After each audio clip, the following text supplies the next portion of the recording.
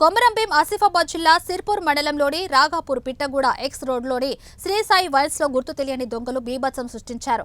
Wine సెటర్లు పగలగొట్టి అందులో ఉన్న 4 లక్షల విలువ చేసే మద్యం 15,000 నగదు చోరీ జరిగినట్లు వైన్స్ నిర్వాహకులు జాదవ్ ధరమ్ సింగ్ తెలిపారు. ఈ చోరీ విషయం పోలీసులకు సమాచారం ఇవ్వగా సీఏ అంజయ్య ఏఎస్ఐ వచ్చి పరిశీలించినట్లు కూడా నిర్వాహకులు తెలిపారు.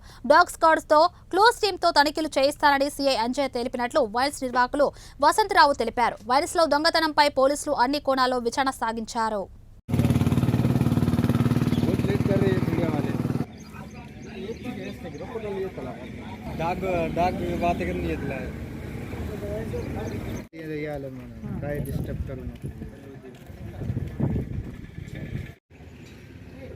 डिटेल्स ये फोटो ये चिकन जेसीबी तो అవును ఇన్నోళ్ళు వచ్చి ఇన్సూరెన్స్